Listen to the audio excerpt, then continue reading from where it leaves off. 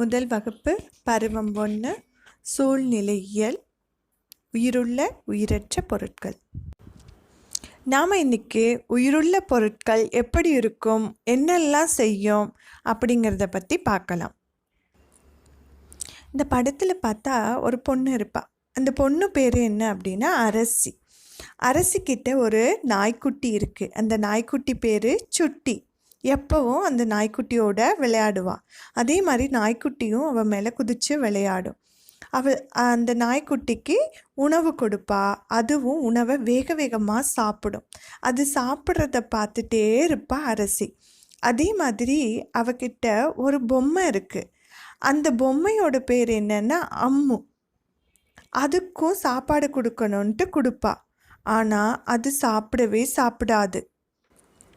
அந்த பொம்மையில் இருக்க சாவியை திருகுனா மட்டும் அந்த பொம்மை நகரும். அவளுக்கு அந்த பொம்மையும் ரொம்பவும் பிடிக்கும்.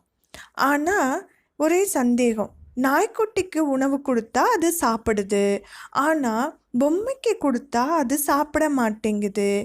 ஏன் அப்படின்னு தெரியல. உங்களுக்கு ஏன்னு தெரியுதா? நீங்கள் கண்டுபிடிச்சிட்டிங்களா? ஏன்னா உயிருள்ள பொருட்கள் தான் உணவு உண்ணும், உயிருள்ள பொருட்கள் வளரும், உயிருள்ள பொருட்கள் நகரும், உயிருள்ள பொருட்கள் தான் இளம் உயிரிகளை உருவாக்கும். அதே மாதிரி உயிருள்ள பொருட்கள் தான் சுவாசிக்கும். உயிருள்ள பொருட்கள் தான் உணரவும் முடியும். பொருட்களால் தான் உணரவும் முடியும். அது என்ன உணர்றது அப்படின்னா, இப்போ நம்ம ஐஸ்கிரீம் தொட்டோம்னா எப்படி இருக்கும்? ரொம்ப ஜில்லுன்னு இருக்கும். இதே நெருப்பு பக்கத்தில் போனால் சூடாக இருக்கும். யாராவது நம்ம அடிச்சிட்டாங்கன்னா வலிக்கும். இதுதான் உணருதல். இது எதற்கு இருக்கும் அப்படின்னா, உயிருள்ள பொருட்களுக்கு தான் உணர்வு இருக்கும். அப்போ நம்ம எல்லாம் உயிருள்ள மனிதர்கள். அதே மாதிரி பறவைகளுக்கும் உயிர் இருக்குது, விலங்குகளுக்கும் உயிர் இருக்குது, தாவரங்களுக்கும் உயிர் இருக்குது.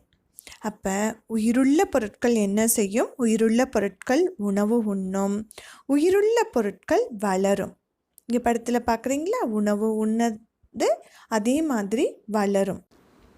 ஒரு விதை எப்படி தாவரமாக பெருசாக வளருது அப்படிங்கிறதுக்கான படம் தான் இங்கே கொடுத்துருக்காங்க.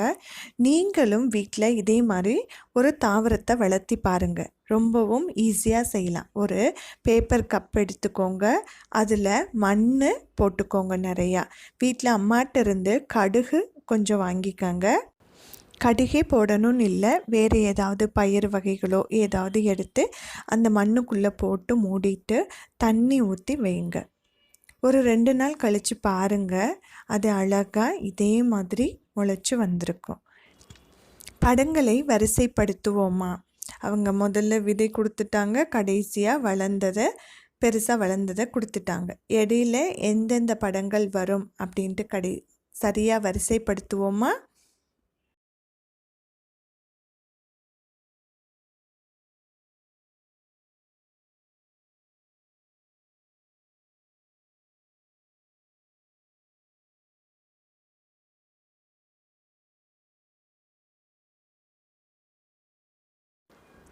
இங்கே படங்கள் கொடுத்துருக்காங்க. இதில் உயிர் வாழ உணவு தேவைப்படுபவைகளுக்கு மட்டும் நம்ம டிக் போட்டால் போதும்.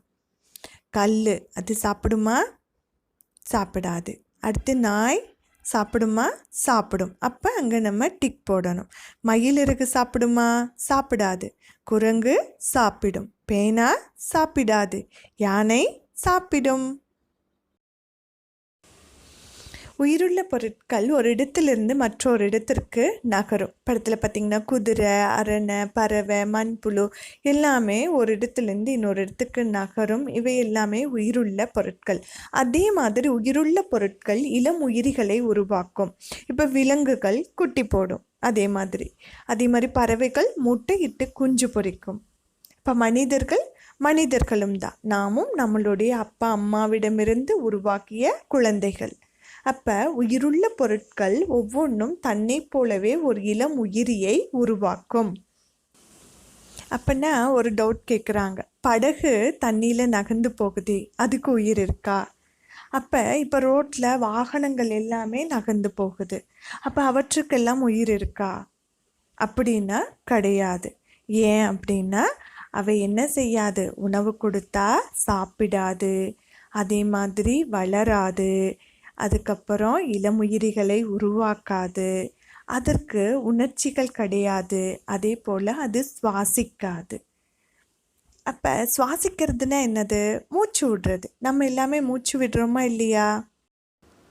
அதே போல் உயிருள்ள பொருட்களுக்கு உணர்ச்சிகள் உண்டு. நான் ஏற்கனவே சொல்லியிருக்கேன்ல உணர்ச்சிகள்னா என்ன அப்படின்ட்டு.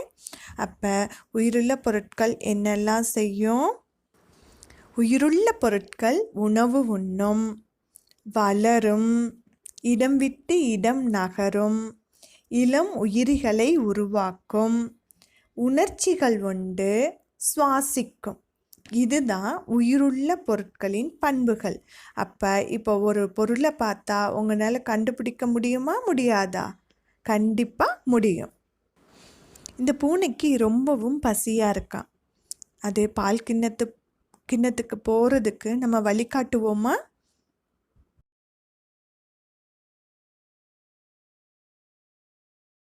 இளம் உயிரிகளை அதன் தாயுடன் கோடிட்டு சேர்ப்போமா? புலிக்குட்டியை அதோட அம்மாவோட சேர்த்துலாமா? அடுத்ததா கோழி குஞ்சு கோழியோடு இணைப்போமா? சிங்கத்தையும் சிங்கக்குட்டியையும் மேட்ச் பண்ணலாமா? கடைசியா பசுவும் கன்றும். நன்றி.